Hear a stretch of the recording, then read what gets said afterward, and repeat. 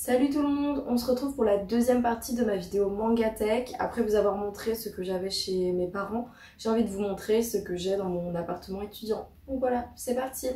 Du coup, c'est parti pour la présentation de ma collection dans cet appart. Première chose, je partage l'appartement avec mon copain qui est aussi un grand lecteur, d'où le fait que toute cette partie de la collection n'est pas à moi. Donc voilà, je vous montre en gros, il y a des romans, beaucoup de comics, beaucoup de comics. Enfin voilà, il y a de quoi faire aussi. Et je lis très régulièrement ces bouquins à lui. Par exemple, Moonlight Act, il les a ramenés pour que je les lise. Je sais, il faut que je le lise depuis 10 ans, mais voilà, promis, je vais le faire. Bref, on passe à mon côté de la collection avec tout en haut Emma. Je vous ai mis là parce qu'ils étaient gros et qu'ils prenaient de la place. Mais c'est du coup par l'autrice de Bread Stories qui est personnellement un manga que je préfère à Emma. Je crois qu'Emma est antérieure à Bread Stories, donc ceci explique cela. Mais si vous aimez son travail, c'est très intéressant aussi. Ici, l'épée de Paros que je n'ai pas encore lu parce que je viens de le recevoir en fait. J'avais trouvé sur Vinted, c'était un shoujo, c'est un shoujo je crois. Vintage que je voulais depuis un petit moment et j'ai repoussé et voilà, enfin bon. Derrière, une de mes pièces favorites de ma collection, l'intégrale de Nodame Cantabile, qui est un manga que j'aime énormément. Enfin, pour le coup, j'ai vu l'anime en fait, et il faut que je relise le manga, mais ça fait un petit moment. Mes deux artbooks de Bazara que je suis obligée de mettre en avant parce que forcément, Yumi Tamura. Ici, on a quelques bouquins en vrac que je mets derrière parce qu'il y en a, bon, non, en fait, c'est faux, j'adore Ayako. Mais voilà, je voulais plus mettre en avant Nodame Cantabile. Ayako que j'ai beaucoup aimé. Princesse Saphir qui est très important pour le shoujo et que c'est pour ça que je voulais lire. Mais je ne l'ai pas encore lu. Trêve de Clamp, c'est ma seule œuvre de Clamp et je ne l'ai toujours pas lu non plus. Voilà, bravo Chloé. Un petit one shot qui honnêtement est très sympathique, Sous la lune de Taisho. C'est pas un chef-d'œuvre non plus, mais ça fonctionne bien. Et Bye Bye My Brothers que je n'ai toujours pas lu et qui j'ai depuis beaucoup trop longtemps. Juste là, on a une BD qu'on vient de m'offrir et qu'il faut que je lise, mais elle est un petit peu grosse à balader, donc en vacances, c'était pas tout de suite le premier truc que j'ai pris. Les deux tomes de Détonation de Tsutomu Takahashi. Alors pour le coup, j'ai adoré Bakuan Reto, j'ai pas fini, mais j'ai adoré. Et du coup j'avais Détonation, mais le volume 1 m'a laissé vachement perplexe. J'avais pris le volume 2 avec et je sais pas honnêtement ce que la série vaut dans son intégralité, mais j'avoue que j'avais pas trop apprécié ma lecture, donc il faudrait que je m'y replonge. Juste à côté, on peut voir que le bouquin a été lu et relu. C'est Sunny Sunyan, je vous en ai parlé dans une vidéo que je vous mettrai en barre d'infos. C'est vraiment un one-shot que j'aime énormément, que je fais lire à tout le monde, que j'adore et que je trouve incroyable.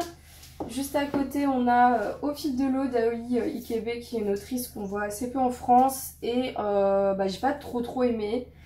J'ai été un petit peu déçue, c'est pas mauvais mais c'est pas exceptionnel non plus. L'enfant ébranlé que j'ai commencé et que je n'ai pas fini. Blue de Kiriko Nananan que pareil je n'ai pas encore lu. Le dernier envol du papillon dont je vous ai parlé dans ma vidéo sur Kan Takahama, qui est un one shot que j'aime beaucoup. Un autre one shot de l'autrice que je n'ai pas encore lu mais qu'il faut que je fasse. Le tome 1 de Taï, la fille de la lune, que j'ai trouvé d'occasion il n'y a pas très longtemps, donc j'ai pas encore eu le temps de le lire. Un autre one shot que j'aime énormément, Daruchan, genre vraiment c'est un one shot assez génial. Je vous le recommande à fond. Il est vraiment hyper intéressant. Summer of Life, lui pour le coup j'ai vachement moins accroché. Faudrait que je m'y remette, j'étais peut-être pas forcément dans le mood.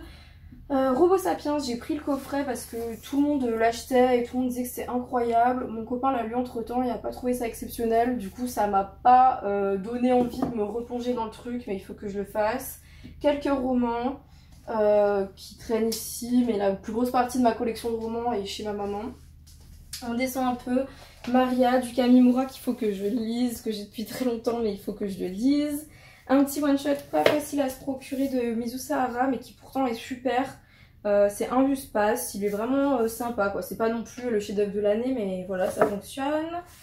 Une série en 2 tomes de Fumio Kuno, Dans un recoin de ce monde, que je n'ai pas encore lu, mais j'adore en fait le style de cette autrice. J'avais lu Pour Sampé que j'avais bien aimé, et du coup c'est pareil, il faut que je me plonge dessus.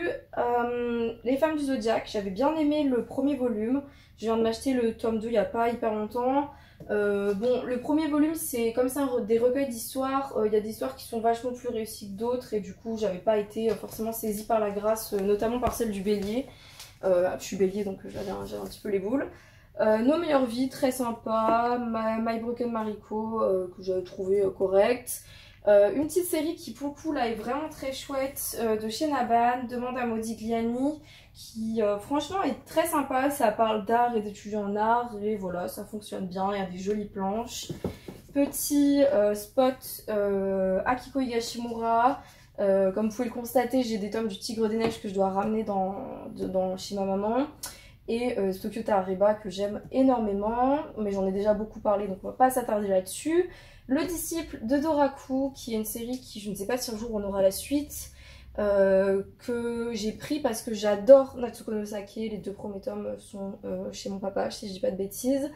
Mais voilà, ça c'est Natsuko no Sake, c'est vraiment une série que je trouve incroyable, elle est vraiment géniale, c'est vintage et c'est vraiment très très chouette. Je vous le recommande vivement si vous avez envie d'en découvrir un petit peu plus sur l'univers du saké et de découvrir une héroïne hyper intéressante. Et du coup, il faut que je lise cela, mais j'attendais de voir si la suite allait arriver un jour ou non. Ensuite, les tomes de la Rose de Versailles que j'ai trouvé à 5 € l'unité dans un cash. J'ai pas compris pourquoi, surtout que c'est une édition qui est pas facile à se procurer, mais du coup, je les ai pris, mais il faut juste que je me commande le tome 1. Des tomes de Banana Fish, j'attends un petit peu que la série avance pour me plonger dedans. Du Shinya Komatsu dont j'avais adoré Souvenir de la mer assoupie et sur lequel il faut que je me penche un peu plus. Une série qui malheureusement comporte beaucoup plus de tomes mais qui a été arrêtée au bout du 6e parce que ça ne marchait pas. Le Cortège des 100 démons, voilà, c'est magnifique, les couvertures sont trop belles.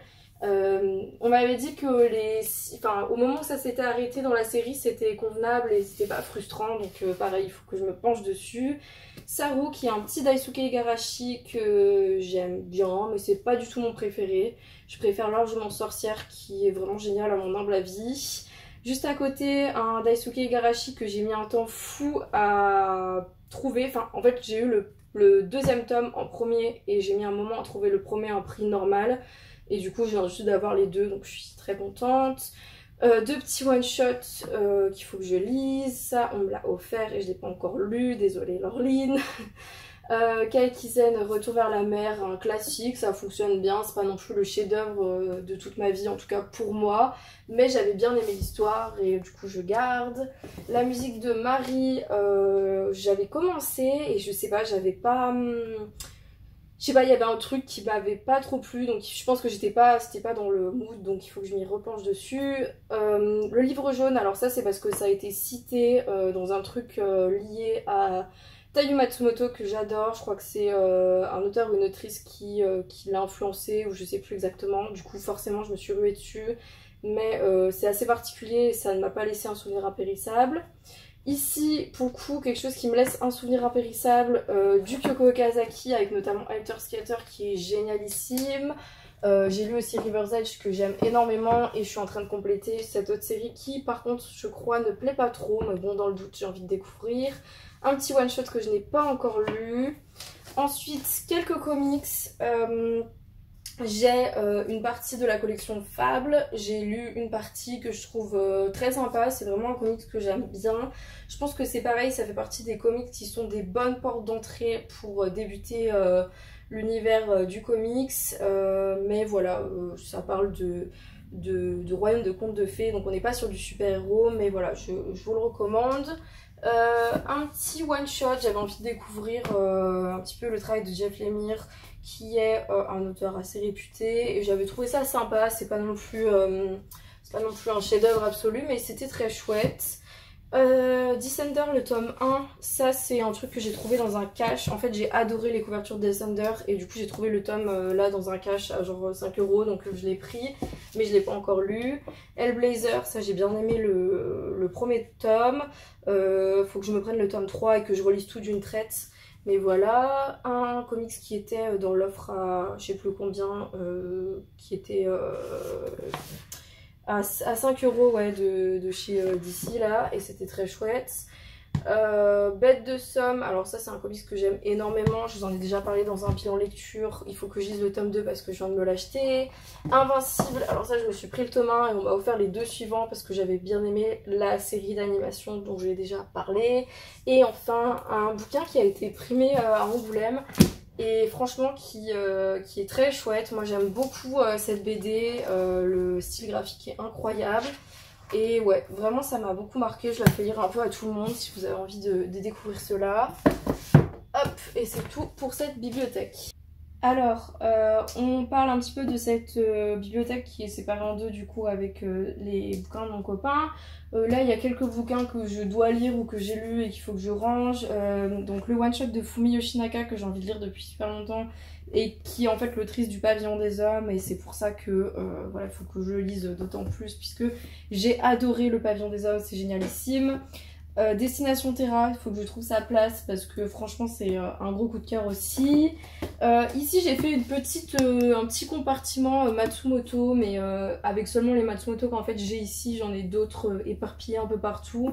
Notamment je crois que j'ai Ping Pong chez les parents de mon copain.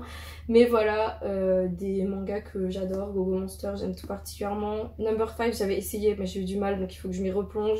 Samouraï Gonvu j'ai pas tout lu parce que j'étais en période d'examen quand je m'y suis mis et du coup j'ai arrêté au bout d'un moment, mais vraiment j'avais eu un gros coup de cœur. Mais j'adore le travail de cet auteur et j'en parle très souvent.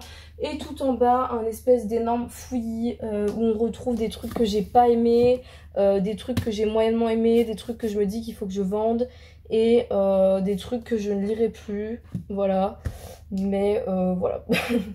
Du coup, on passe à la deuxième partie de ma collection dans mon appartement. Comme d'hab, il y a une partie qui est à mon copain, donc toute cette partie-là, sauf cette chose incroyable qui est un coffret sur Yumi Tamura qui est sorti au Japon à l'occasion du je sais plus combienième anniversaire d'un magazine de prépublication et qui comporte 1 milliard de bouquets et des histoires courtes, que je ne peux pas lire puisque c'est en japonais, mais bon, c'est pas grave, c'est un détail. L'input de Doro et Doro, qui est une série qu'on aime énormément tous les deux. Des séries qu'il faut que je lise, mais bon, faut se lancer dedans quand même. Avec les examens et tout, c'est un peu compliqué. Juste en dessous, Bakuan Reto que j'aime énormément, donc je me permets d'en parler. Kamakura Diary que j'aime aussi beaucoup. Gone, qui est une série dont on parle assez peu, mais qui est très très sympa. Franchement, je vous le recommande vivement. Voilà, un petit peu des séries diverses et surtout ce pourquoi je vous montre sa collection. Don't Call It Mystery, oui on l'a acheté en double parce qu'on est vraiment tous les deux fans de Yumi Tamura. Là il y a un de ses one shot en anglais. Mais on passe à ma collection à moi en fait. Du coup avec Don't Call It Mystery mis en avant parce que je suis une grosse forceuse et que c'est mon fond YouTube, donc bon voilà, faut quand même mettre en avant des choses de qualité. Avec par exemple Kids on the Slope qui est vraiment une série qui me suit depuis des siècles et que j'aime énormément. Vraiment c'est un gros coup de cœur, que ce soit pour l'animé ou le manga papier qui est je trouve un peu meilleur mais qui est très chouette aussi. En dessous on a une série de l'autrice de Nodame Cantabile que je n'ai pas encore lu parce que j'ai mis du temps à compléter les tomes et que forcément on laisse un peu traîner. My Girl que j'ai commencé à lire, qui est une série pas facile à se procurer et du coup j'avais peut-être des attentes un peu trop hautes et j'ai pas trop accroché au premier volume, donc il faudrait que je me replonge dessus. Les Lamentations de l'agneau de Kate Fume, j'avais commencé à lire Sing Yesterday for Me et j'avais moyennement aimé. Du coup, je me suis dit que j'allais plutôt me pencher sur celle-ci qui me parlera peut-être plus et réveillera en moi la fan de Twilight, puisque ça parle de vampires. Juste à côté, l'intégrale française de Seven Seeds, qui n'est pas du tout l'intégrale japonaise, puisqu'il y a beaucoup plus de tomes, mais bon, on connaît Pika, qui s'est arrêté sans aucun scrupule au tome 10. Mars, que je suis en train de compléter, il me manque le tome 6 et que je pourrais lire du coup par la suite. Blue Giant Suprême que du coup je suis aussi en train de compléter, mais j'attends qu'il y ait plus de tomes pour pouvoir me plonger dedans. J'avais adoré Blue Giant tout court et du coup c'est un plaisir de les retrouver là-dedans. Une quasi intégrale d'une série qui n'est pas dispo en France, Kaze Hikaru, qui est une série shoujo fleuve de samouraï qui parle du Shinsengumi, qu'il faut que je lise, mais j'avais commencé à le lire et en fait c'est un récit qui est quand même assez dense Et en anglais en plus, du coup il fallait que je sois un petit peu à tête reposée. J'avais essayé de lire ça un soir après les cours et du coup c'était pas forcément le moment. Je ne suis pas un ange d'Aizawa et Gokinjo et Une tempête aux couleurs des cerisiers. J'aime beaucoup Aizawa, notamment pour Nana et Paradise Kiss, et du coup je me suis procuré ces autres séries. Ça j'ai trop eu de la chance parce que je les ai eues à seulement 20 € sur Vinted, j'ai pas compris. Mais il faut que je me penche dessus. Mais en fait j'ai un peu peur de lire du Aizawa parce que j'aime beaucoup son travail et en fait je me dis que quand j'aurai lu tout ça, j'aurai plus grand chose à lire d'elle et bon voilà, ça me rend un peu triste puisque c'est une autrice qui m'a pas mal suivie. École bleue, les 3 premiers tomes, il me manque le 4 mais il est complètement introuvable, enfin vraiment je le vois nulle part. J'ai pas encore lu, j'attends d'avoir le 4e volume, c'est Daki Irie, l'autrice de Dans le sens du vent et du monde de Ran. Apparemment c'est assez, c'est un petit peu en dents de scie parce que c'est des histoires courtes et il y en a des très bonnes comme des assez oubliables, donc on verra. Ici on a encore une fois la quasi-intégrale de Yona, Princesse de l'Aube, que j'ai trouvée en grande partie en occasion et que du coup je complète au fur et à mesure. Pour le coup j'ai vu l'animé et je l'avais bien aimé et en fait après avoir lu Bazara je me suis rendu compte que Yona était très fortement inspirée de Bazara et du coup je me suis dit que j'allais me replonger dedans un de ces jours pour voir un petit peu les liens entre les deux et puis voir si du coup c'est pour savoir ce qui se passe en fait après l'animé puisqu'il adapte qu'une partie de l'histoire. Enfin, Amanchu, qui est une série de l'autrice d'Aria. J'aime beaucoup Aria, c'est vraiment un de mes récits coup de cœur de cette année. Et là, je suis en train de lire Amanchu, je dois être au volume 6, si je dis pas... non, 7.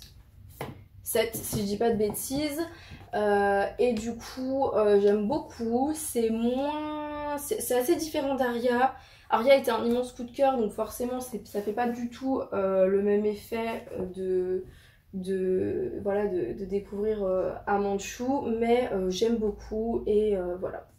Mes tomes de Beastars qu'il faut que je ramène chez ma maman pour que la série soit complète, mais voilà, ils sont ici. Et ici on a un petit peu les tomes que je complète ou alors les séries très courtes que je savais pas forcément mettre comme Shirley, Anneau Fleur éternelle, etc. moi aussi. Et du coup voilà, il y a des trucs que j'ai pas lus, il y a des trucs que je complète, genre Goyo que j'essaie de compléter, c'est pas évident. Mais pour ce qui est des séries que j'ai lues et aimées, et on a déjà Trait pour Trait qu'il faut aussi que je ramène chez ma maman puisque la plus grosse partie est là-bas. Il y a moi aussi dont j'ai fait une vidéo qui est vraiment un récit très intéressant. Moonlight I Love You en 4 tomes qui est pas un chef-d'œuvre absolu mais qui fonctionne très bien et qui est très chouette. Notons au contraire qui sont pas dans l'ordre mais dont j'ai lu le premier tome et j'attends un petit peu que ça avance parce que j'avais bien aimé mais comme c'est assez dense vu que c'est de la science-fiction j'attends quand même qu'il y ait un petit peu plus de matière pour que je puisse vraiment me plonger dedans et apprécier à sa juste valeur ce récit. Enfin voilà, plein de bonnes choses. Ça je l'ai pas encore lu, il faut que je me penche dessus mais j'avais bien aimé l'animé à l'époque mais je l'ai acheté juste avant de partir en vacances et je l'ai pas encore lu. Enfin voilà, c'est tout pour ma collection dans mon appart étudiant. C'est ici que s'achève ma vidéo collection. J'espère que ça vous a plu de voir un petit peu comment j'essayais d'organiser mes mangas parce qu'en vrai il n'y a pas une logique incroyable dans mon organisation. Mais voilà, j'espère que ça vous a plu. J'espère que c'est des vidéos que vous aimez bien parce que personnellement j'adore regarder les vidéos collection. J'aime bien voir comment les gens organisent leurs mangas et les raretés qu'ils peuvent avoir. C'est assez marrant de voir certaines œuvres chez certaines personnes. Enfin, voilà, n'hésitez pas à laisser un commentaire, un petit like, un machin, un truc. Et on se retrouve pour une prochaine vidéo très rapidement, je l'espère.